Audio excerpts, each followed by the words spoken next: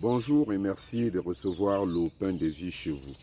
Ce matin, Jésus utilise deux paraboles pour nous parler une fois de plus du mystère du royaume des cieux. Il compare ce royaume tout d'abord à une graine de moutarde. Ensuite, il le compare à du levain qu'une femme enfouit dans la farine pour faire lever la pâte. Ces deux paraboles nous enseignent que le règne de Dieu grandit en chacun de nous de manière invisible. La parole s'émet en nos cœurs fait le même effet en nous. Sans nous rendre compte, la grâce grandit en nous. La foi, quelles que soient les circonstances de nos vies, est à l'image de la graine de moutarde ou du levain dans la pâte. La graine, comme le levain, ont une puissance de vie insoupçonnée. Cette puissance de vie est celle même de Dieu qui ne cesse faire grandir la vie en nous.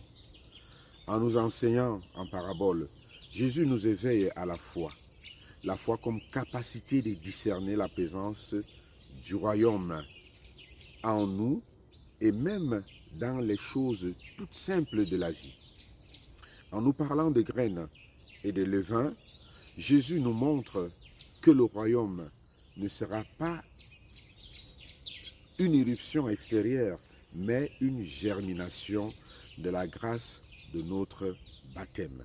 Ainsi donc, la semence de vie reçue au baptême grandit en nous de manière discrète, même si nous ne nous apercevons pas. La vie du royaume est présente en nous. Gardons l'espérance que grandit en nous le royaume. Et que le Seigneur nous aide à porter les fruits de ce royaume. Que nous soyons, par notre foi, ce grand arbre sur lequel tous peuvent trouver un abri.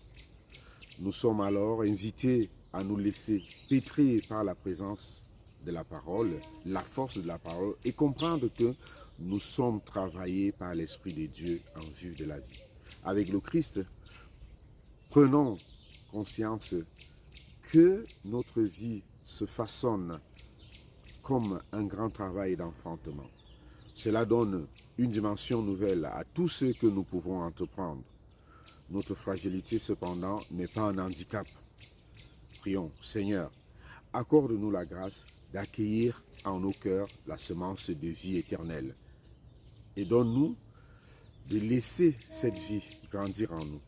Que nous soyons, par notre présence, un bonheur pour les autres et que les autres trouvent justement, comme les oiseaux, trouvent sur le grand arbre un abri pour faire leur nid, que les autres trouvent aussi en nous cet abri pour retrouver la joie de vivre.